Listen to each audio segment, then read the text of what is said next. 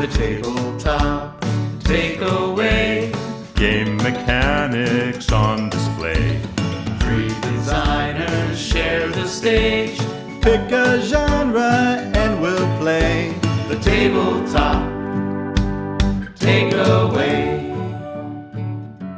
Welcome back to the Tabletop Takeaway. I'm Ananda. I'm Charlie McCarran. And I'm Trevor Muller-Hagel. And today we are going to talk about Unrailed, the second couch co-op game in our couch co-op series. So Unrailed is a game about building a railroad. You have to gather wood and stone and turn them into train tracks and then build a track through a variety of environments. I don't want to spoil what the environments are, but they have differences. But anyway, so you're building this train track through this environment. There's forests and mountains in the way that you have to cut down and dig up. But this is good because cutting down forests gets you wood and digging up mountains gets you stone. And then you use those to build the tracks. And then there is one complication, which is that the train is already running on the tracks. And this is actually sort of the core concept of the game, because if the train ever reaches the end of the track, you lose instantly. The game is completely over. So you have to build these tracks faster than the train can run over them. And as you go along from level to level, the train starts moving faster and faster and faster, making it more challenging. Each level ends with a train stop, and after you get to the train stop, you can spend resources or sort of meta resources you collected. They're like bolts and stuff.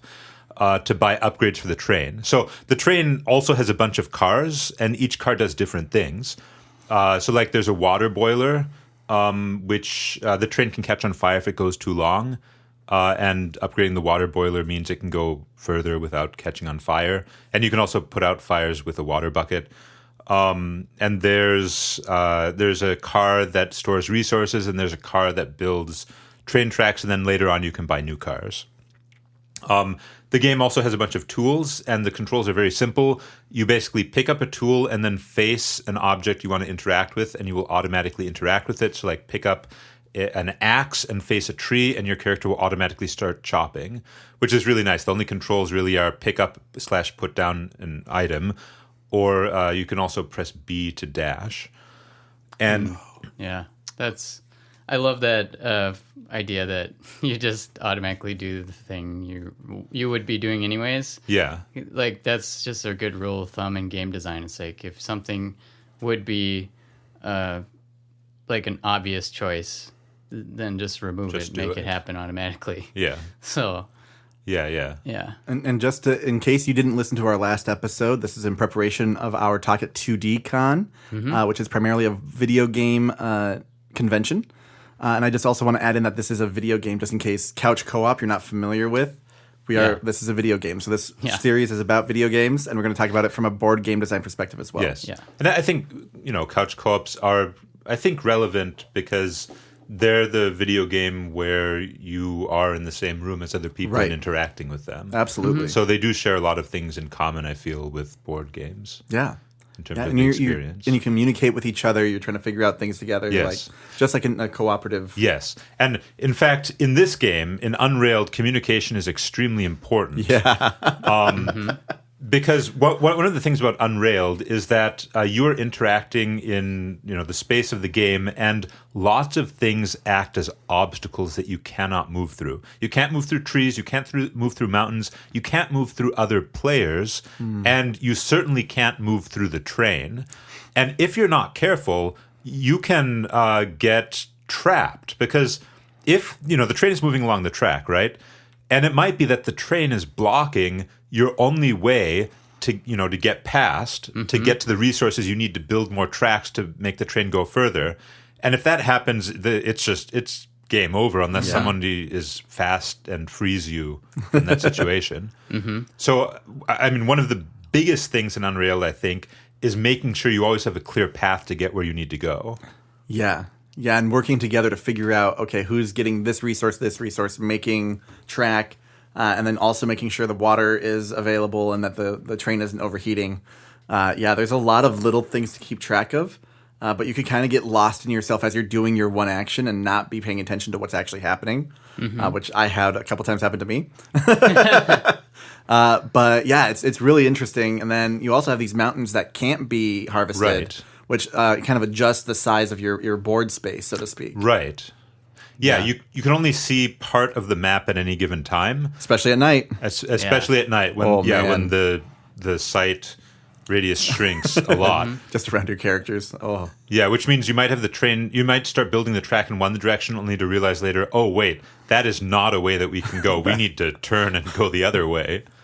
Yeah, and there's I feel like a theme among the 3 games we've picked for our video game series that.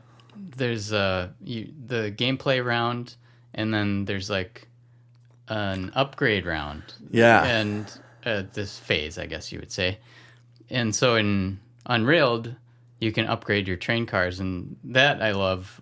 You know, we all talk about like what's the best thing to upgrade, or So even in that part, like this game's so good at forcing you to communicate and. And obviously, you'd be playing with someone who's like, "No, we need to do this," and they just do it, and then like you don't have a lot of recourse for that because you can't stop them. There's no voting. But it would be cool if there were that kind of like, "Do you accept that? Yeah, that's a great idea." Or no, I don't know what this dude's doing. So yeah, it's really cool how much is in there with those 2 different phases. For sure.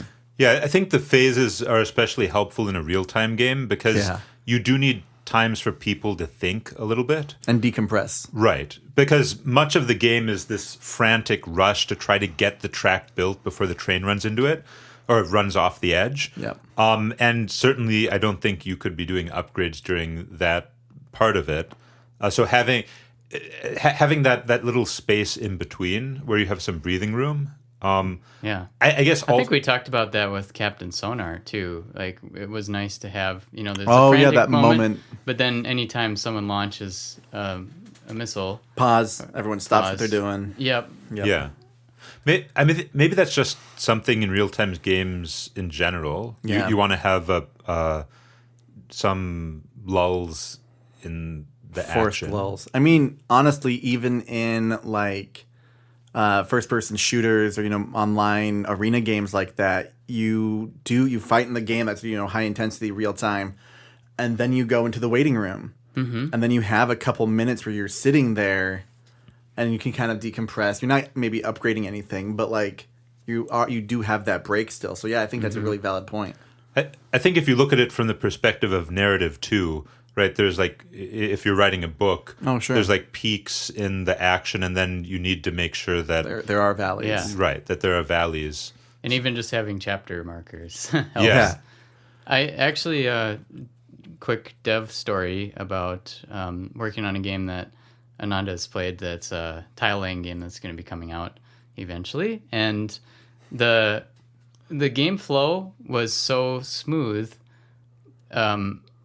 but yet it was like not satisfying. So it was like you draft a tile and then put it somewhere on your board of tiles, and everyone was just doing their turns like really quickly to the point where it was like, oh, it's already, or they were doing the drafting very quickly, and you're still looking at your board by the time it comes around to you to draft again. Oh my god! And so in most game design, I think like, oh yeah, I want to make turns as quick as possible. But this game, we actually changed it to have like slow down points where it's like, okay, we draft and then we have a build phase. And so like actually adding in phases actually helped in this situation. Because like kind of what you're saying, like we need this moment to come back together, evaluate, and just have a pause. So yeah, that was a good lesson for me. It is really interesting because I had a similar thing where, like having phases can organize gameplay as well and get you into different mindsets when different things happen. And I think that's a great move in both types of games, just because you need to have that kind of pattern, that ritual, so to speak, where it's like, okay, we're doing this frantic thing. Okay, and now we're going to do this thing where we can take a breath, look at our options, think about it. And now we're going to do frantic again, and then we're going to think about it. And it's just, it creates this pacing that you know what to expect. And so you can get better at understanding those two different phases. Yeah, and it lets you incorporate more thought into real-time gameplay. Right, right. Which, real-time gameplay, you don't have a lot of... You're acting on instinct and then, having those times when you can think and strategize gives you sort of the best of both worlds. Almost like recording a podcast. Yeah. Smaller episodes. Taking breaks in between. Yeah. Yeah. Or, so as much as I love soccer, I was just thinking about, like, soccer versus American football. Yeah. American football being way more popular for years in our country. And one reason I think is because of the commercial breaks. But interesting. also, it's just, like, interesting to see, like, football is much more of a strategy board game feel. Whereas Turn-based. soccer's, like... free flowing. So I know very little about football, but isn't there don't they also have those times when the two teams are sort of facing off against each other, but they're all not moving? They're just yeah, when the play is about to start. So they have when the person gets tackled or the ball is out of bounds, whatever. Right. They stop the game. The game completely stops, and then they reassign themselves to the center of where that line is. It's called and phases. They plan a play secretly usually. The quarterback announces the play, or maybe they'll discuss what the best option is. Right. Yeah. Whereas in soccer, there are times in soccer when the ball goes out and you have to throw it back in. But for the most part, people are just constantly which is more around. similar to rugby too, I think. If I understand rugby right. Yeah, I know very little about rugby, but I did watch a little bit of Olympic rugby. Okay. Yeah, it's a little more similar to soccer with American football mixed in. Yeah, but they still have, I think, a little bit more nuance. Some not phases, but things happen and they change how play is going. Yeah. Well, this is making me think we need to do a sports series at some point too, just to. Yeah, there's so many different forms of games that we can all. Oh my from. God, there are so many games out there, everyone. It's crazy. Yeah, turns out. Turns out we've been doing games for as long as society's been around. So we really went off the rails in this. We got really unrailed. Sorry about that. Oh, it's okay. Bad. But so in terms of train games, this is probably the easiest one to get into. Oh, this. I think Unrailed is certainly my favorite train game. It's a lot of fun. It's very clever. And I think, I don't think we talked about it, but a big limitation of the game is that you don't have an inventory. You pick up a thing, and then you can use the thing. Then you have to put it down in the space. And so, if you do accidentally put it down somewhere that you lose access to, or, it goes off the map. I actually don't know what happens when a tool goes off the map. Yeah, I don't know. That sounds terrifying. It makes when something's about to go off the map, it starts making this very alarming noise. Alarm. And there's a little icon that starts flashing over the tool that's about to go off the map. That has always been enough to make me run and get it. I don't actually know what happens. Yeah. So it's a really cool thing because it's I'm so used to all of these other resource management games and things where I have an inventory and I can use tools whenever I want. And maybe I'm limited to what tools I can take with me. But Stardew Valley, the video game, you can just take your tools with you and go around, harvest trees, harvest stone. Yeah. So Spelunky 2 does something, or Spelunky and Spelunky 2 do something similar. Okay. Those are platformers. Sure. And you can only carry one item at a time. Oh, wow. And which is a really big decision because the items are very different and all of them are quite useful in certain circumstances. That's awesome. That's cool. So yeah, I was going to say that kind of leads into my takeaway. Oh, hey, great. Which is the fact that by just picking up a tool, you have a unique power. Yeah. Is really nice because there's a lot of co-op games and we've talked about how it's nice to have asymmetric abilities in a co-op, so you especially feel like in you're doing co-ops. something. But I don't know about in board games if you can be have what would be the equivalent of picking up an item, and we can actually change which role we're doing. Usually, it's you're stuck on one role for the whole game. There are a lot of games where you can trade items, but normally it's the character that has the stats. And those stats are what are making you unique, not the items themselves. But So you're saying like in a co-op board game, instead of having each person have a special ability, you'd have items that you can trade around that give you special abilities. Maybe. Or yeah, and I guess in probably the equivalent would be like location-based things like Pandemic. The whole thing about Pandemic is like, well, I'm in the spot, I should do this thing while I'm here. Even though I'm not the best at it, maybe. Yeah. I am relevant in this location. I only have to spend 2 actions and I remove this entire threat. Yeah. Yeah. But those are... Yeah, it'd be interesting to see if someone could do that with really different powers that get passed around somehow. Well, and I think what you'd probably want to do with a board game, because not having that real-time aspect makes it harder in a board game to have it be simple, I think. Maybe you could still have it be simple. But I would expect to have my own asymmetrical ability and be able to trade an item that has its own asymmetrical ability. So I would have 2 abilities and then could trade one of them with someone else because I need that synergy between those 2 now. Oh, yeah. That'd be cool. And then you can try out different items and try out different synergies. Yeah, if you can have a dynamic system like that, that'd be really... Yeah. I'd love that. But if it was just one ability that I was trading around, then I'd feel just like one of the Among Us guys Sure. Right. Yeah. Seems like a pretty cool setup. Yeah, I guess. I guess my takeaway. I mean, okay, I do like what we were talking about with real-time games and having pauses in them. But another thing that I've been thinking about a little bit with respect to Unrailed is, so the big threat in the game is the train, right? Mm-hmm. The train is the thing that you have to prevent from making you lose. Right. It's going along the track. So it's kind of the enemy. However, the train is also set up as your progression system, because when you get stuff, it all applies to the train, right? You buy new cars, train cars, and you put them on the train, and now you have new abilities. Like you have a car that makes dynamite that you can pick up and use to blow up mountains or something. Right. And so the really interesting thing is the train is both a threat but also the source of your power. As opposed to if the train was just a threat and then you have separately, I don't know, some truck or something with abilities that you can go for, or you're improving your character or something. There's just something about the framing of it where where your threat is also your progression that is really nice, because it makes you feel positive about the train, even though the train is the thing that will eventually make you lose the game. It's the antagonist. Yes. Feeling again, in last episode, metaphorical for life somehow. I don't know how, but... Well, you have to take care of your body in order to survive, but it's really hard to do that sometimes. Yeah. But yeah, I think if you can make people feel positively about the antagonist in these games, that's really good. Yeah.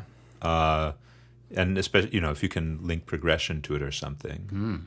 That's making me want to make a story game about this maybe a creature that you're trying to save, but it's creating havoc or something. So this is complete tangent. I apologize. I was working on a design, I think right after I started Heroes the first time. So 2016, 2015, I don't know, somewhere around there. And I had this crazy idea where you were the Fates, the sister of the Fates in the Greek mythology, and you were trying to lead heroes to their fate, but they keep getting sidetracked and doing things. That was... I love that idea of fighting, trying to help this thing that just doesn't want to actually do what you need to do.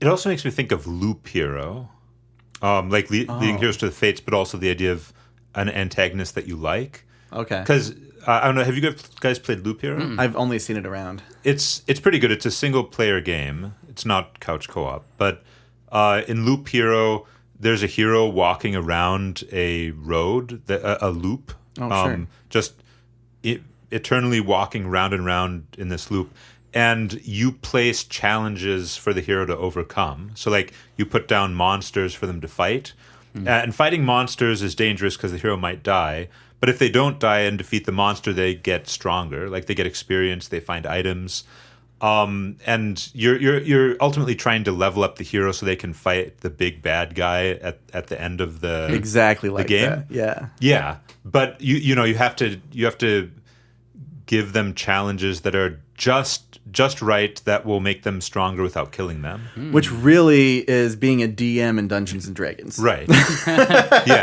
Nice. But Loop Hero, cool. It also gives me a similar feel, because even though the monsters are a threat to the hero, you still feel very invested in like, oh, I can get this combination of monsters, I can get these different monsters, and you care about them because they're helping the hero even as they're posing a threat to them. Helping via challenging. Yeah. Maybe that could be adapted into deck builder form or something, where you're like adding to this loop of your deck going through. Yeah. And walk. Oh, 3 walks. Okay, great. Yeah. I walk more. Yep. But sometimes you stumble, like in Clank. God, Clank. And then, Then you call the dragon and then you die. yeah. So I think one thing I love about these games, and I don't know if this is enough to be a takeaway, I'll get to that in a second, but there is a mystery that we didn't solve while we were playing, and there are these caves that have railroad track in them. If you've seen that and you've played this game and you've gone in there, I'd love to know what that is. But like, we tried to get there, and that was ultimately what killed us, because we were going over a lake, so you have to build a bridge to get over the lake, and like, oh, what's in there? And we got so excited, like, then we just died. Because we couldn't. Yeah, we were like 2 blocks away. We were so close, but we just couldn't keep up with the manufacturing of both the track and the bridge and getting everyone over there. Mm-hmm. Yeah. But yeah, I love those little hidden secret elements of games. But for takeaway, I love the ability to adapt your role. So like Pandemic, like it is the tool concept. But even if you don't have a tool, you're still useful, because you can still pick up track, you can still pick up wood, you can deliver things. You're never without something you can't do, or you never have something you can't do. Yeah. Mm-hmm. And so even if it's just busy work, that in itself is almost a lull, because you don't have to think so much. Mm-hmm. But then you can start to see like, oh, something's about to happen. I need to re-engage again and go after it. Mm-hmm. And I think having that even during the real-time games, of that little lull of like, okay, this is just kind of repetitive action. That's great. And now I have to think again. Mm-hmm. And letting the player decide when they do that. Because if they're thinking the whole time, they're going to get real tired, because there's not enough to analyze all the time. Mm-hmm. It's like, okay, you go do the trees, I'll go do the mountains. Great. All right, you then make trek. Great. And so that's like, yeah, that's our jobs for now. Until like, oh, it's overheating. Someone get the bucket. And so someone's going to grab it. You have that flailing moment. And then you kind of may shift your roles, because that person did that. Now they didn't fulfill the thing they were doing, but we needed more of that. So we just kind of naturally shuffle as we're going through these crises. Mm-hmm. Yeah. I really like that. Yeah. Super fun. Yeah. Cool. Well, I think that wraps up Unrailed, and join us next time when we talk about Played Up. Hey, thanks for listening to The Tabletop Takeaway. This podcast is made possible by listeners like you. So please tell your friends, and visit our website at thetabletoptakeaway.com, where you can suggest games and mechanics for us to cover next on the show.